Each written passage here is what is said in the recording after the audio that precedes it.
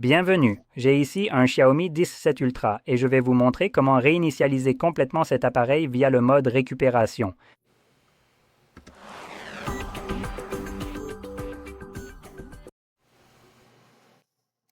Maintenant, je voudrais rapidement mentionner quelques points. Premièrement, vous pouvez effectuer ce type de réinitialisation afin de supprimer un verrouillage d'écran que vous auriez pu configurer sur votre appareil ou peut-être que votre enfant l'a fait et vous ne le connaissez pas.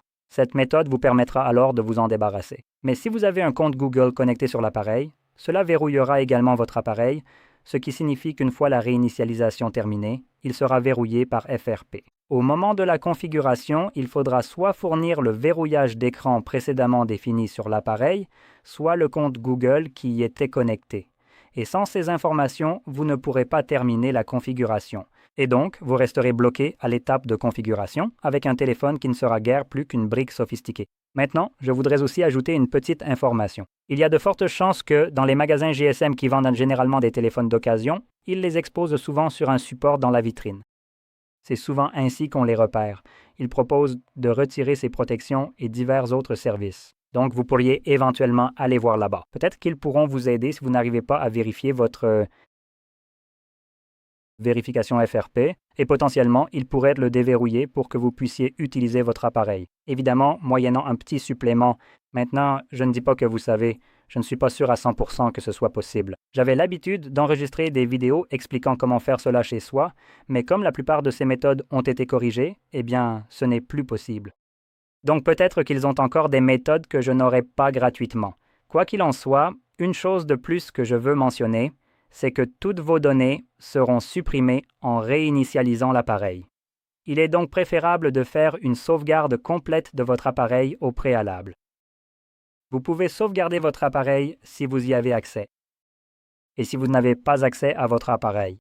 C'est-à-dire que si vous ne connaissez pas le code de verrouillage de l'écran, il se peut que vous ne puissiez pas le sauvegarder.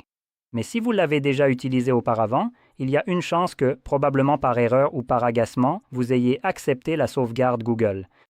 Donc, typiquement, quand vous ouvrez quelque chose comme Google Photos, par exemple ici, vous recevez les conneries habituelles.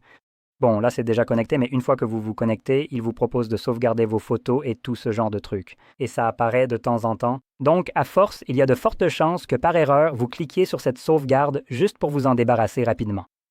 Au lieu de simplement, je ne sais pas, revenir en arrière, et voilà. Cela va en fait lancer la sauvegarde de vos photos sur le cloud. Donc potentiellement, cela aurait pu être une façon pour vous, soit avec votre consentement, soit techniquement sans votre consentement, que vos photos soient sauvegardées. Car, soyons honnêtes, en vous forçant à constamment vous débarrasser de ce genre de truc, dans l'espoir que vous acceptiez par erreur, c'est techniquement sans votre consentement. Donc, dans tous les cas, ça c'est une chose, et les contacts, par exemple, c'est pareil, les messages aussi, donc il est possible que vous ayez accepté tout ça.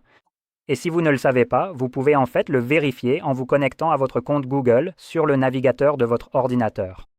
Et ensuite, naviguer dans les différentes catégories comme les photos ou d'autres éléments de votre compte pour voir ce qui s'y trouve. Donc, en gros, allez spécifiquement dans votre Google Drive et sur le Drive, vérifiez vos photos, vos contacts, vos messages et d'autres choses. Et si tout est sauvegardé dans les plus récentes, alors vous n'avez pas à vous en soucier. Du moins, pas pour les photos, les contacts et ce genre de choses. Les applications et d'autres éléments sont un sujet un peu différent. Donc ceux-là, s'ils proviennent tous du Play Store, alors techniquement, ils devraient être sauvegardés. C'est être généreux que d'appeler cela une sauvegarde cependant, donc vous ne devriez pas vraiment vous inquiéter pour cela non plus. Maintenant, alternativement, si vous avez accès à votre appareil, vous pouvez créer une bien meilleure sauvegarde ou migration de votre appareil en utilisant l'application MeMover qui se trouve ici. Laissez-moi juste revenir en arrière. Donc, cela ressemblera à ceci. C'est utilisable entre appareils Xiaomi ou pour passer à un appareil Xiaomi. Maintenant, si par exemple, vous vous débarrassez de ce téléphone, que vous le réinitialisez et que, je ne sais pas, vous passez à un nouveau téléphone, alors vous voudrez utiliser l'équivalent de cette application qui est présente sur d'autres appareils. Par exemple, Samsung propose quelque chose de similaire, mais ils l'appellent différemment et ils ont à la place une application appelée Smart Switch. Oppo, Realme, Vivo et OnePlus, ces 4 entreprises utilisent la même application qui s'appelle ClonePhone. Huawei utilise Phone Clone, donc vous pouvez évidemment trouver l'application utilisée par une autre marque et télécharger cette application sur ce téléphone. Et cela vous permettra de transférer les données de cet appareil vers le nouveau et vous pouvez aussi les transférer vers un ancien de la même manière. Mais plus tard, si vous souhaitez à nouveau transférer les données ici, comme pour une sauvegarde puis une restauration, vous devrez le faire sur ce téléphone. Ensuite, vous savez, sur l'ancien téléphone, il faut télécharger Memover pour pouvoir connecter Memover à l'ancien téléphone et transférer les données vers celui-ci. Ces entreprises créent ces applications pour vous aider à passer sur leurs appareils. Donc, elles ne fonctionnent que dans un seul sens et elles fonctionnent aussi entre leurs appareils. On peut faire les deux sens, mais uniquement entre la même marque, donc Xiaomi vers Xiaomi. En dehors, c'est conçu pour transférer d'autres marques vers la leur. La plupart ont leur propre version de ces applications. C'est pourquoi j'en ai cité quelques-unes. Donc maintenant, vous savez quoi chercher de toute façon. Ceci étant dit, passons aux réinitialisations proprement dites. Alors, pour commencer, éteignez l'appareil en maintenant les boutons d'alimentation et d'augmentation du volume, puis glissez simplement vers le haut. Une fois l'appareil éteint, maintenez l'alimentation et le volume plus, puis relâchez l'alimentation dès que le logo ME apparaît.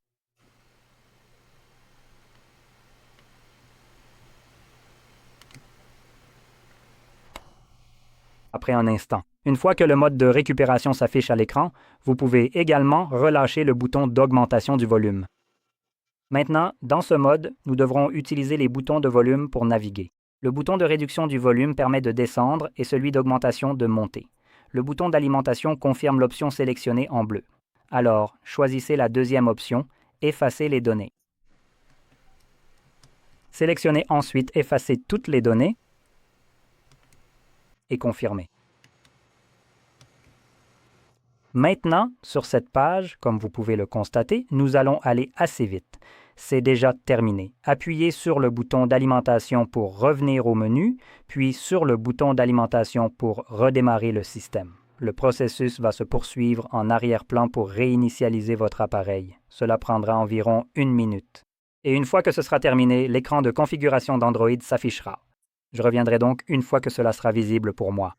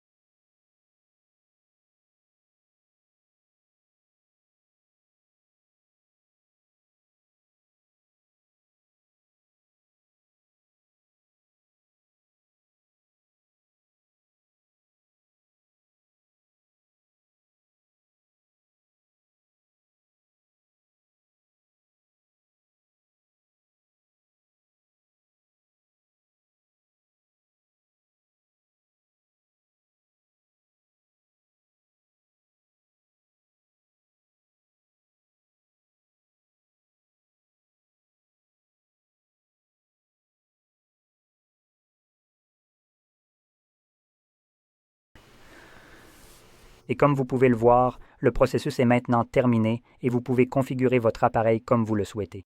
Si vous avez trouvé cela très utile, n'oubliez pas de liker, de vous abonner et merci d'avoir regardé.